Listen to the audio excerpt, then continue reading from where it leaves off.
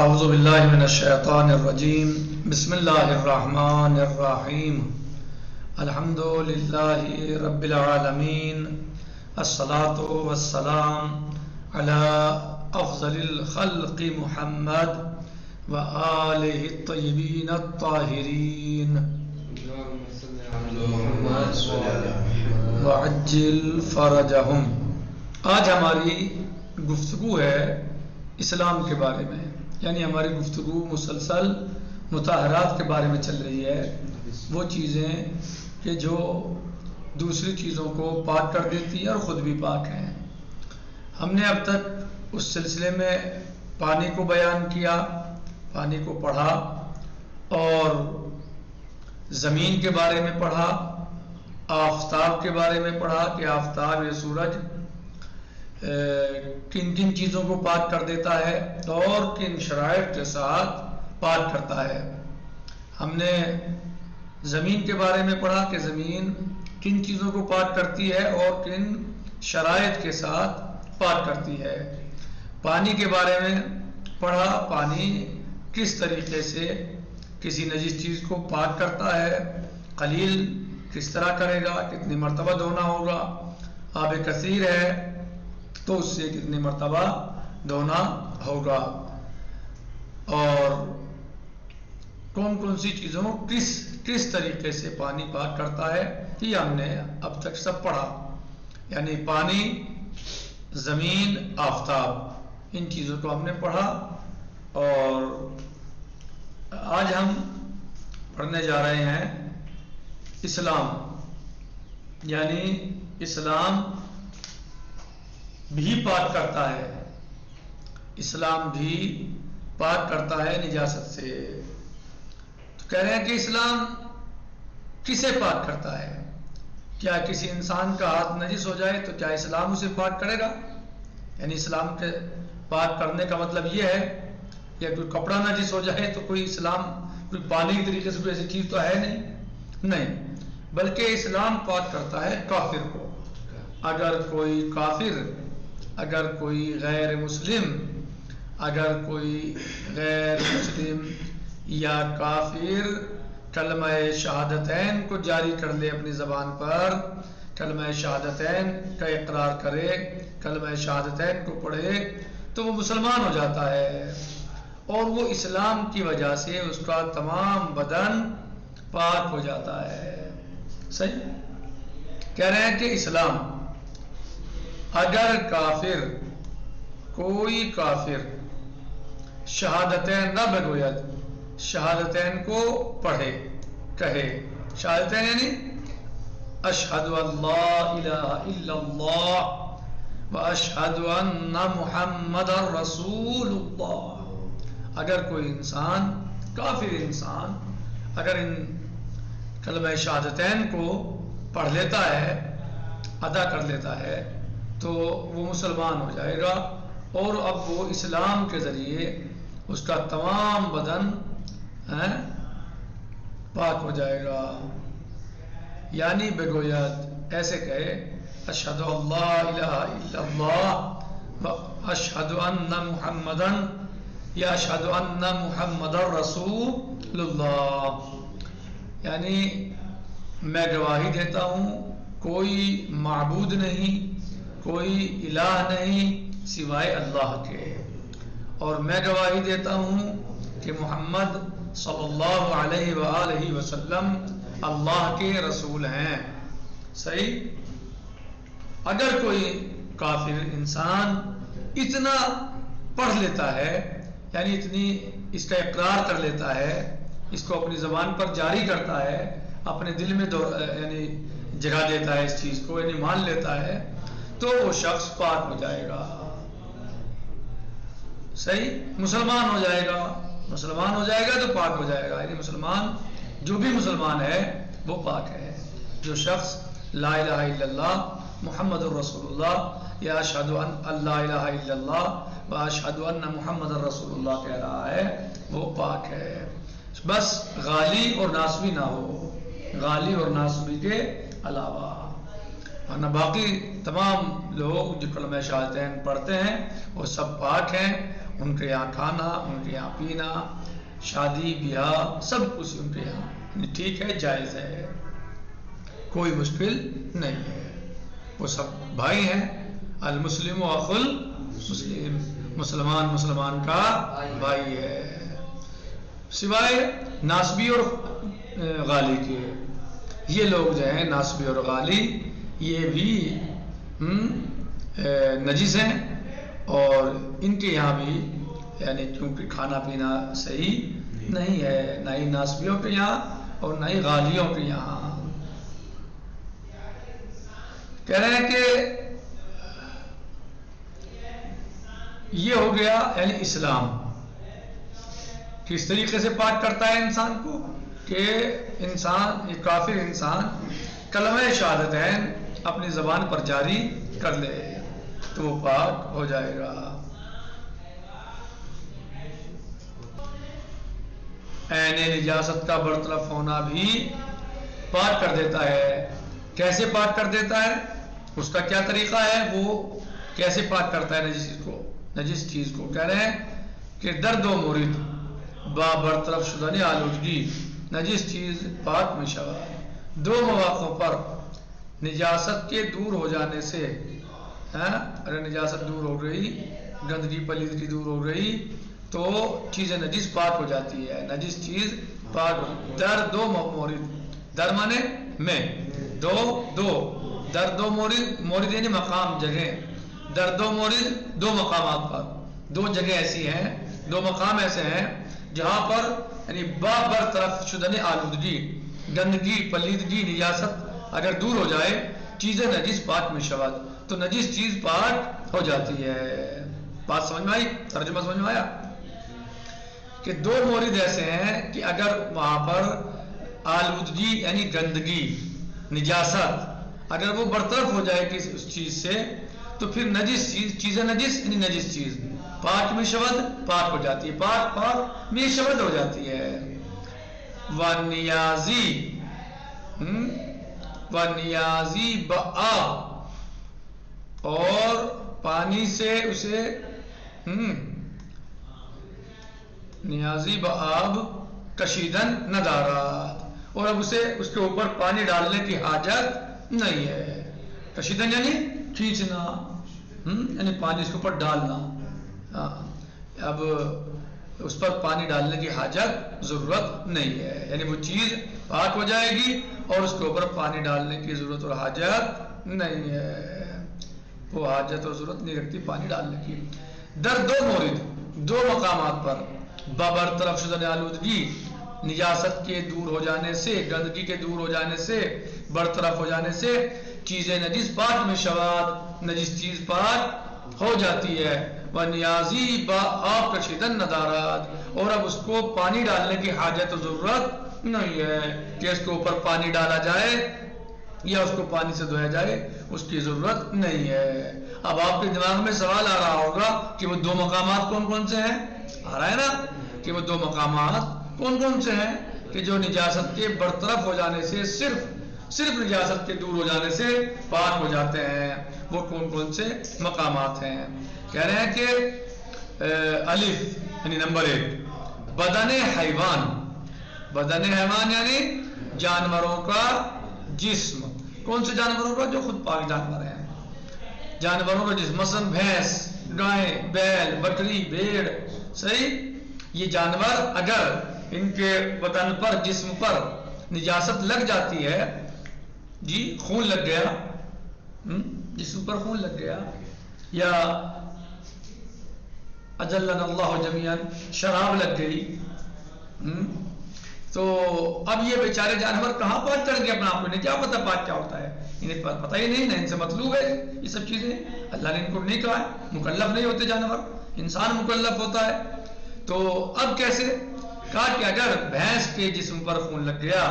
بیل کے، گائے کے، بکری، بھیڑ، جو اس طرح کے جانور جو بھی ہیں، یہ اگر ان کے جسم پر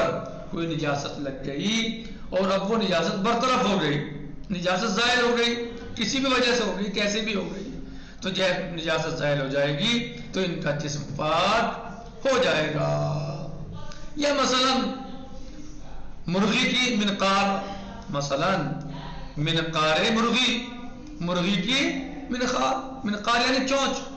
یعنی مرغی کی چونچ، وہ مرغی کہ جو نجس غذا کھاتی ہے، گندگی کھاتی ہے.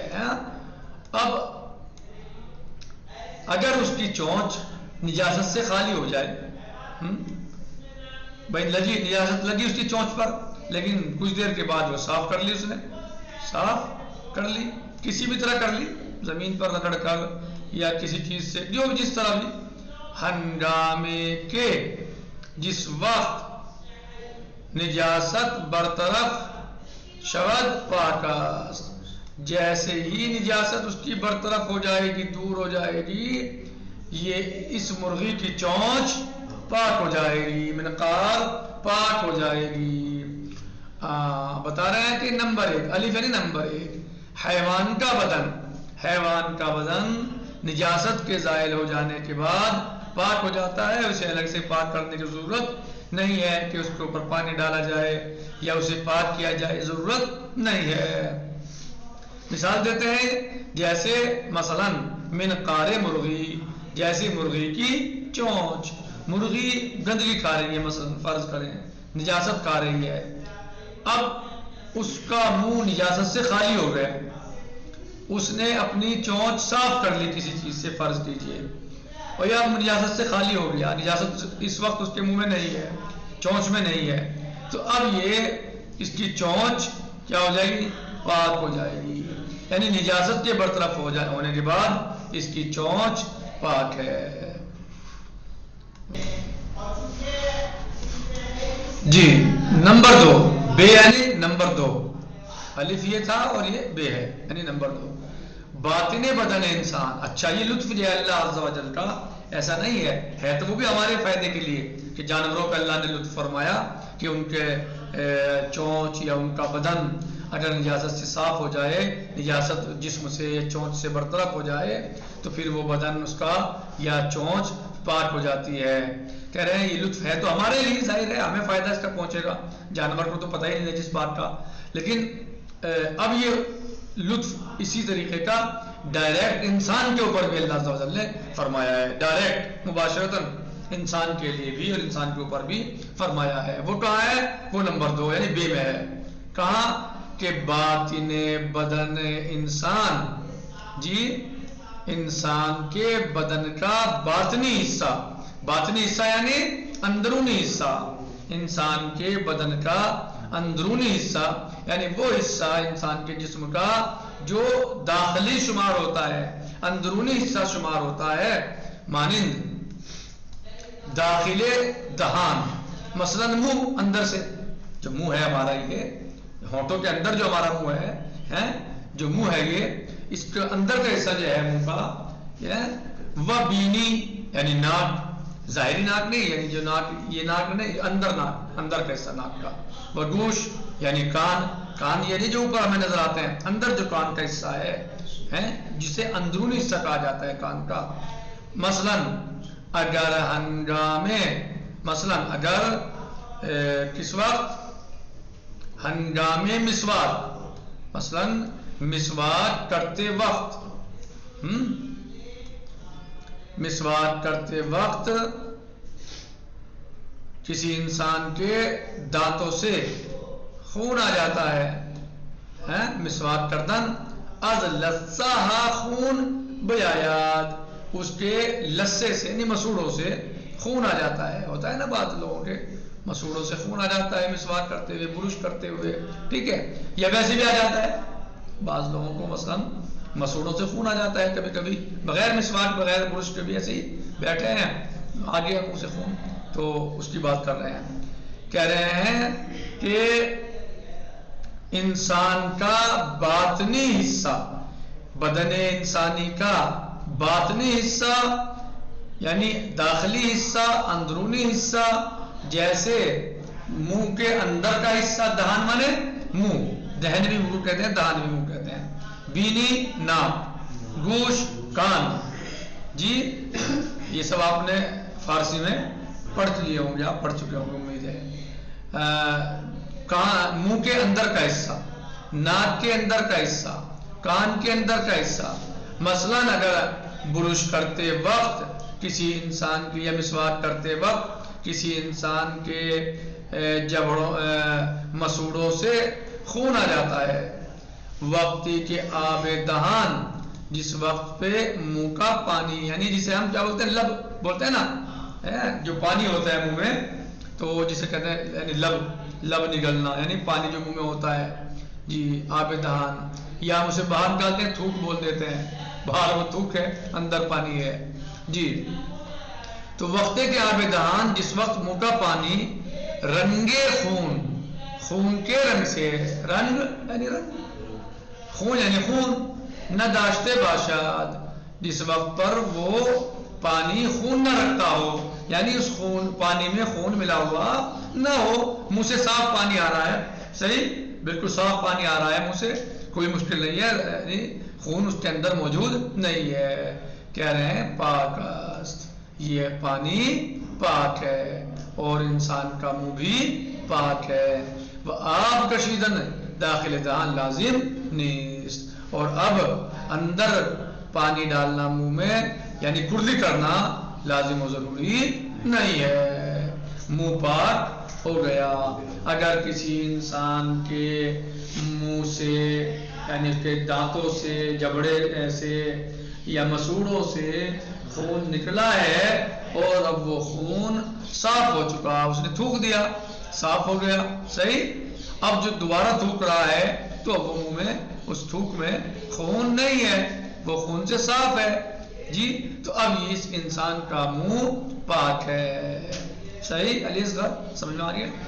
آغا ساجد سمجھ میں آیا غلام علی صاحب، ہاں اسی طریقے سے اگر کسی انسان کے ناک میں خون لگا ہوا ہے، اندر کے حصے میں ناک میں خون ہے، ہوتا ہے نا، ہو سکتا ہے نزلے کی وجہ سے، کسی اور مشکل کی وجہ سے، چوٹ کی وجہ سے،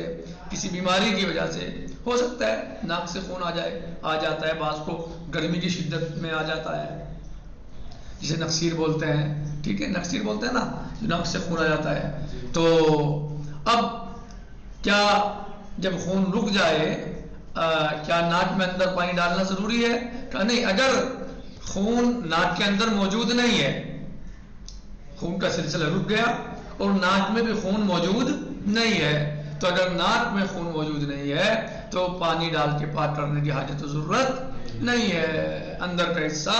خون کے صاف ہوتے ہی خود بخود پاک ہو جائے گا، یہ مولا عز و جل کا لطف ہے انسانوں کے اوپر۔ تو سمجھ میں آیا، جانوروں کا باطنی حصہ، داخلی حصہ نجاست کے برطرف ہونے کے بعد پاک ہو جاتا ہے، اور انسان کا اندرونی حصہ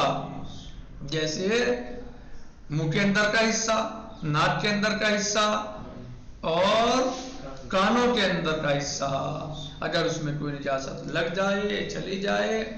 جی خون کے علاوہ بھی کوئی نجاست جا سکتی ہے،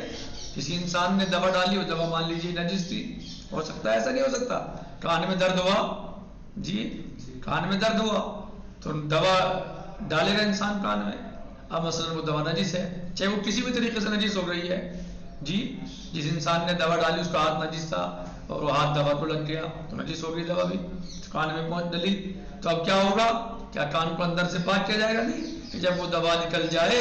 یہ کان خشک ہو گیا، دوائی موجود نہیں ہے تو کان جو ہے وہ پاک ہے، اندر کا حصہ اس کا صحیح ہے۔